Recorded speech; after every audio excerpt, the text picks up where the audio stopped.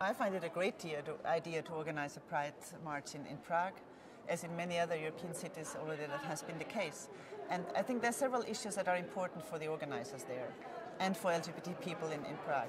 First of all, negotiate with the government in Prague and also with your national government to get the support. Negotiate with the police. Tell them you need their support, that you have the right. It's about freedom of assembly. That I found interesting, for example, in Lithuania, when people started talking about the freedom of assembly and not so much LGBT rights, you know, these kind of strange people.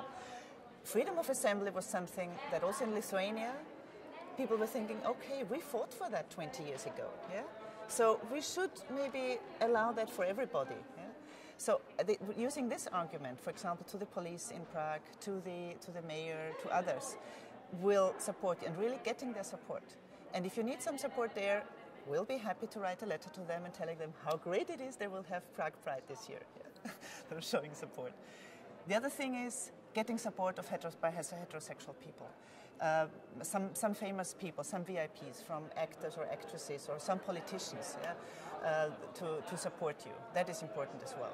To show this is about human rights, it's about freedom to live and to love who you want, and not something strange that people maybe don't understand, but it's our right to do that.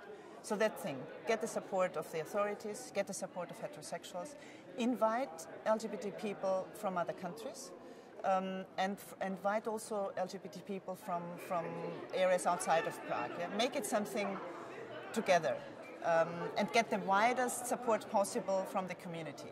If you're split in the community, it's not a good idea. I've had experiences like that in some countries. So really try to be united. Make it a festival, something where you can enjoy being there.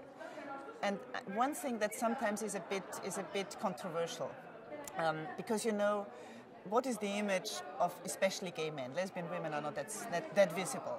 Gay men, very often it's either the fag, yeah, very on you know, like looking like a woman and high heels, etc., sort of walking around like that, or the leather guys, half naked, yeah, really bad ones, sort of sadomaso kind of images. No, but if that's the most visible in a parade, yeah, that is what the media report. I mean, it's fine if that's your way of life and what you want to look like, how you want to dress. I think in countries where you still have homophobia, where you need to convince people that we lesbians and gays, bisexual, transgender people are people like everybody else. Yeah, we don't take anything away from anybody. That sometimes I don't understand. Something we take away something if we get our rights. Yeah, that's simply not the case. So I think having a parade, making it clear it's a fun event where people like to join, where there are lots of people with children around, where it's something as normal as can be. And I know some of us don't like the idea of social norms, yeah, because then we would be pressed into a certain way of being.